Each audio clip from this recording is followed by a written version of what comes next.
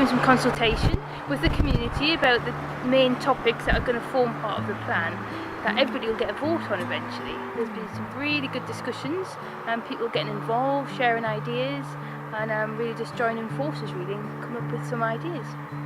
Everybody will get a vote and it forms a legal document that actually the planning department have to take notice of and have to take into account when any planning application comes to them. So that's the difference. In the past before, that extra bit which means that it will be taken as a legal document hasn't been in place beforehand. See, neighbourhood is a word that's been used quite a lot so far today. I'm encouraged to hear that because I don't think at the minute St Ives has that much of a neighbourhood spirit or a neighbourhood community. So really trying to put a few of my ideas forward and hopefully bounce off someone else's ideas and see where we can go with it. Well, I'm passionate about the way the place looks and is going to look in the future, and the facilities that are available for local people, not just for the holiday makers, it's for the people who live here all the time. Yeah, I think it's about time that there wasn't more of a cohesive strategy rather than just random development, which seems to be happening. And, you know, obviously things that have happened in the past that none of us like, and we just want to make sure that nothing like that happens in the future, basically. My main concerns as a walker are sort of being able to access the beaches I'd like to get to. Principally to Porth Kidney Sands, which is a bit of an issue with the footpaths there at the moment, aren't very good.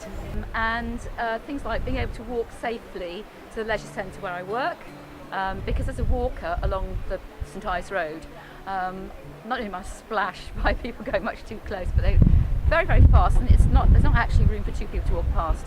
It's very dangerous for people with push chairs and people's dogs and that sort of thing, so it really is an issue. That sort of thing really. And as far as housing goes, really I think they'll keep it to a minimum. The neighbourhood plan all sounds very good, but the councillors have really got to sell it. They've got to be able to sell it to me that it's going to improve business in the town, because this town depends on it. That's all we've got. We're local businesses, holiday, tourism, and everything that happens has got to improve that. People are already getting turned away because of the problems with traffic. And I believe the traffic problem is probably 70% of the biggest problem in this town. We don't think that the town plan that we're now looking at caters for the land at all. It's missed out. You can even see it on the maps that are here. The land's in the very far bottom right-hand corner. Hardly noticeable.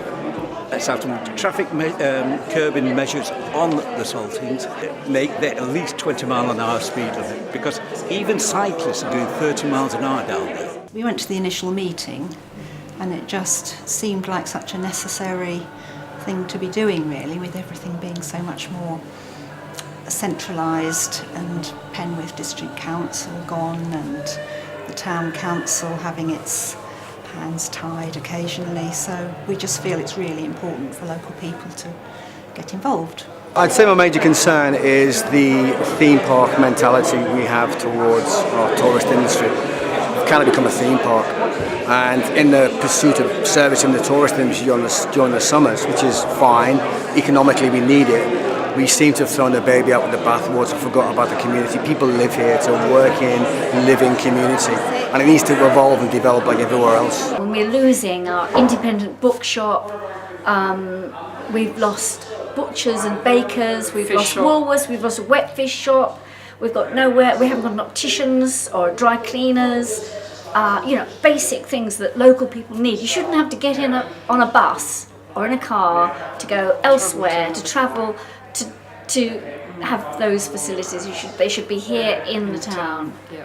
Indiscriminate shops that are part of chains that keep appearing as well, that make the high street look like every other high street. Yeah. People won't want to come here anymore because it's just going to be the same as where they are. That's right. I want to encourage the local community and the town council to be as bold as possible to push back the frontiers of what they're entitled to do within the legislation. And so what I want to do now is that if there's any impediment to those ambitions, those enthusiasms, those concerns, if there's any impediment standing in the way of the the ambitions of the local community to really stand up for themselves, then I want to help them to articulate that and to fight any opposition that they will find from higher authorities.